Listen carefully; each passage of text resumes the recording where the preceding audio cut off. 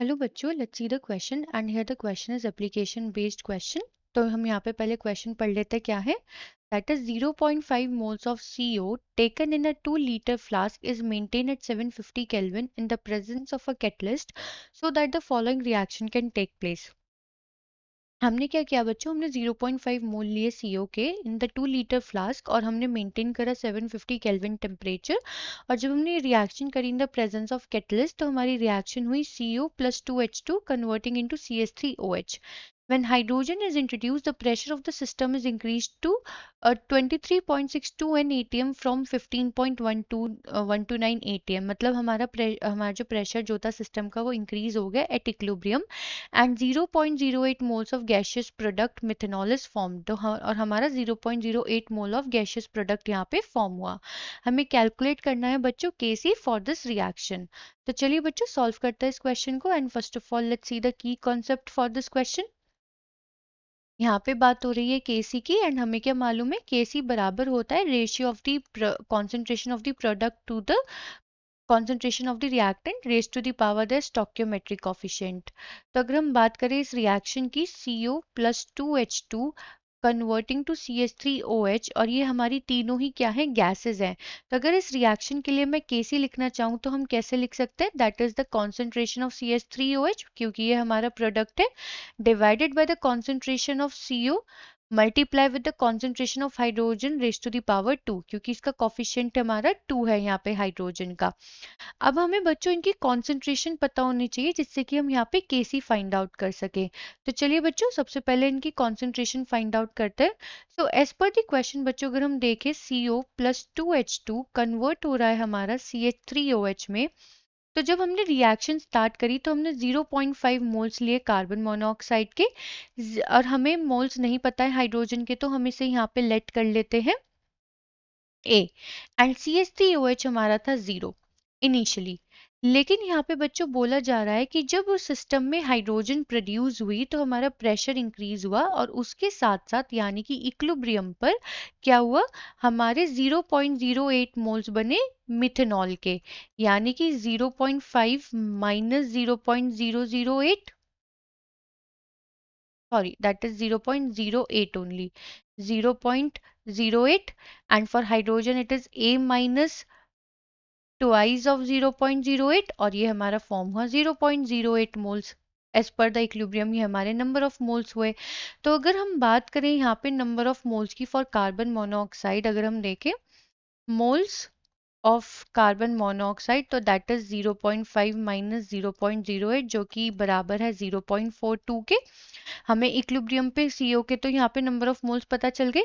अगर अब हम देखें मोल्स ऑफ हाइड्रोजन तो वो है हमारा A - 0.16 एंड अगर हम बात करें मोल्स ऑफ CH3OH तो वो है 0.08।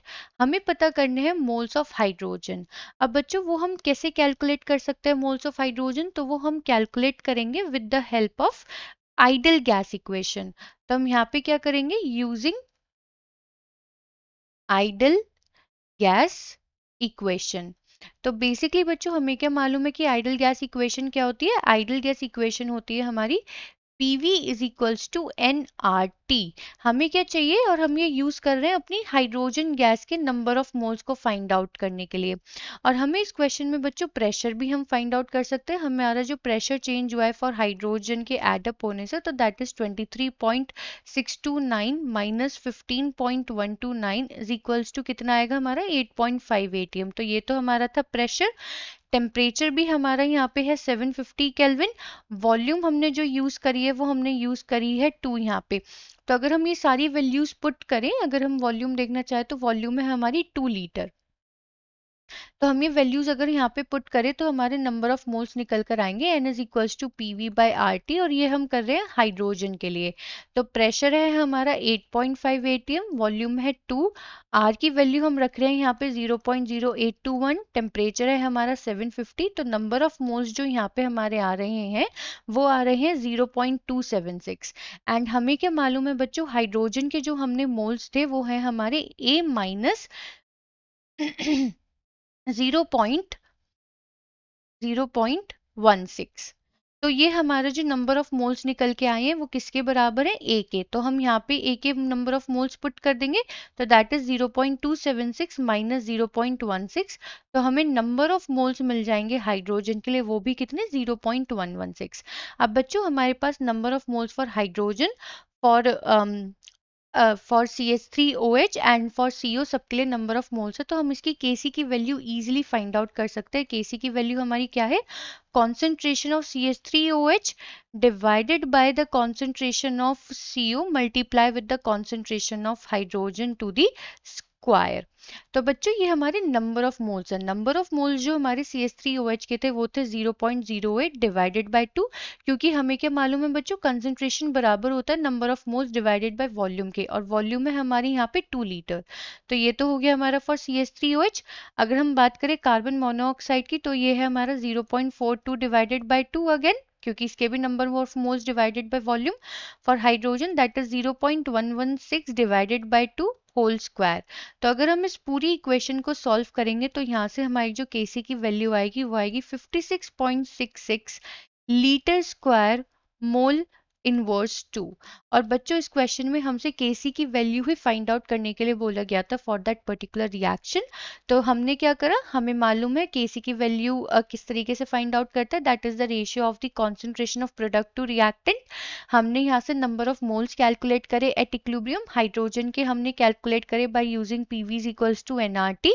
हमारे पास नंबर ऑफ मोल्स थे, वॉल्यूम थी, हमने सबको फॉर्मूला में पुट किया और हमें Kc की वैल्यू यहाँ पे मिल गई है।